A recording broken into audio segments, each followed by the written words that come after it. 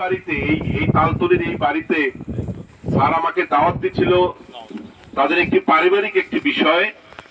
আমি এসেছিলাম, আমি চেষ্টা করেছিলাম ওটা ফয়সালা করার জন্য, কিন্তু পারিনি। আমি স্যারকে বলছিলাম যে স্যার এখন তো পারিনি, সামনে নির্বাচন, আমি নির্বাচনের পরে ইনশাল্লাহ আল্লাহ যদি বাঁচাই রাখে আমি আপনার এটা ফয়সালা করে দেব। তো স্যার অত্যন্ত চমৎকার ভাবে বললো আমাকে যে আমি তোমার কথায় খুশি হয়েছি, তুমি এখন ভাত খেয়ে যাও, তুমি নির্বাচনের পরে আমাদের এইটা তুমি ফয়সালা করে দিও। তো আমি যখনই স্যার ফোন দিয়েছে যে কোনো কাজে যে কোনো সময় আমি সব সময় তার কাছে ছুটে গেছি, এবং উনি অত্যন্ত স্নেহ করতেন, আমাকে খুবই ভালোবাসতেন। ওনাকে কোনোদিন আমি আগে সালাম দিতে পারি নাই, একটা গুণ ছিল। দেখা হওয়ার সাথে সাথে আগেই আমাকে সালাম দিত সে।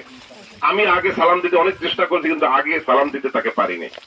তো যাই হোক, স্যার অত্যন্ত শ্রদ্ধাভাজন ব্যক্তিত্ব। আমি পরিশেষে আমি নিজে দোয়া করছি, আপনাদের সকলকে স্যারের জন্য দোয়া করার অনুরোধ করছি যে স্যার যেভাবে আমাদের মন জয় করেছে, স্যার যেভাবে শ্রদ্ধাভাজন ব্যক্তিত্ব শৃঙ্খলা হয়ে উঠেছে, স্যার যেভাবে দুনিয়ায় সম্মানিত হয়েছে, আল্লাহ পাক যেন আখিরাতেও তাকে সম্মানিত করে, সেই দোয়া করছি। আর আমি পরিশেষে যে একটি কথা আমি প্রত্যেকটি জানাজায় বলি, সেই কথাটি বলেই আমি আমার বক্তব্য শেষ করব। সেটা হচ্ছে, আল্লাহ কোরআনের মধ্যে বলেছে যে তোমরা মুসলমান না হয়ে কেউ কবরে এসো না।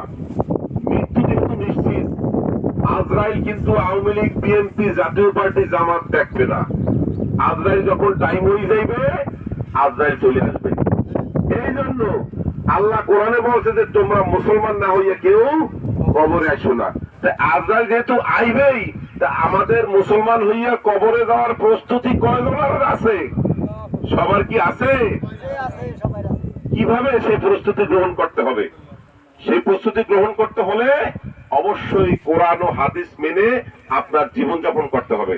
তাহলে ইনশাআল্লাহ আমরা সেই আল্লাহ যে বলছে যে তোমরা মুসলমান না হয়ে মুসলিম না হয়ে কেউ কবরে এসো না, এই কথার অর্থ হচ্ছে আল্লাহ যে বিধান পাঠাইছে আমাদের, আল্লাহ যে ধর্ম পাঠাইছে আমাদের, এই ধর্ম যদি আমরা কোরআন ও হাদিস মেনে আমরা যদি চলতে পারি, তাহলে আল্লাহর ওই ইচ্ছা আমরা পূর্ণ করতে পারবো এবং নিজেদেরকে পরকালের জন্য আমরা তৈরি করতে পারবো, মৃত্যুর জন্য, কবরের জন্য আমরা তৈরি করতে পারবো।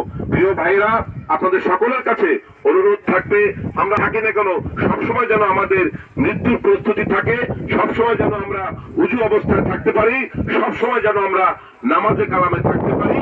সেই দোয়া সবাই সবার জন্য করব। আল্লাহ যেন আমাদের সকলকে নেওয়ার জন্য আল্লাহ যেন আমাদের